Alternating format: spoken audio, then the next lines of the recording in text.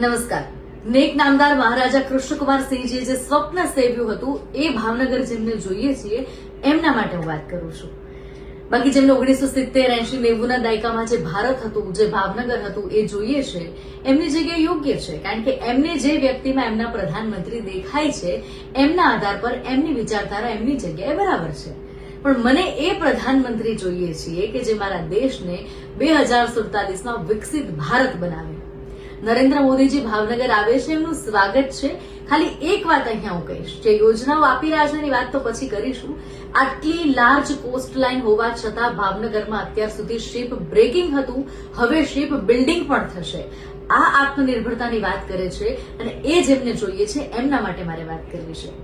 ભારતનો જ પાડોશી દેશ નેપાળ, જેનઝી આખી સરકાર ઉથલાવી નાખી અને સરકાર ઉથલાવ્યા પછી એમને પૂછવામાં આવ્યું કે તમને પ્રધાનમંત્રી કેવા જોઈએ છે. ત્યાંના યુવાનોએ કીધું કે અમને નરેન્દ્ર મોદી જેવા પ્રધાનમંત્રી જોઈએ છે. આ વાતનો ગર્વ છે, એમના માટે હું વાત કરું છું.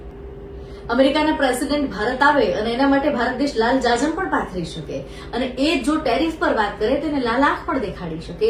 એ ભારત માટે મારે વાત કરવી છે ને મારે એ કહેવું છે કે જે ભારત કે જે વિશ્વ પાસેથી હથિયારો લેતું હતું એ આજે હથિયારોની નિકાસ કરતું થયું છે ને $76.2 બિલિયન ભારતનું ડિફેન્સ એક્સપોર્ટ થયું છે. 76 માંથી 776 સુધી જાય ને એનું સ્વપ્ન જેને જોયું છે ને એની વાત કરું છું ને. આપણી ડિફેન્સ સિસ્ટમની તાકાત તો આપણે બધા ઓપરેશન સિંદૂરમાં જોઈએ જ છે. આ સ્વપ્ન સાથે અહીંયા વાત કરવી છે. બાકી 50 વર્ષની શાસનમાં બે પેઢીઓની અંદર સિસ્ટમ રૂપે જે ભ્રષ્ટાચાર બેસી ગયો હોય, જે વણાઈ ગયો હોય, માનસિકતામાં જ આવી ગયો હોય, એ 11 વર્ષમાં ન નીકળે. એના માટે સમય લાગે. પણ એ સફાઈની અભિયાનની શરૂઆત જેણે કરી છે એના પર ગર્વ છે અને એના માટે હું અહીંયા વાત કરું છું. સિલિન્ડરના ભાવની વાત કરે છે, મોંઘવારીની વાત કરે છે.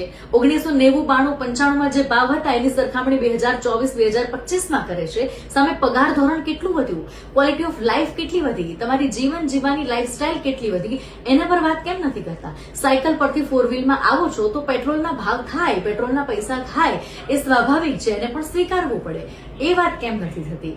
એટલા માટે હું અહીંયા કહી રહી છું, વિરોધ કરવો, વિકાસનો વિરોધ કરવો એ પોતપોતાની માનસિકતા છે.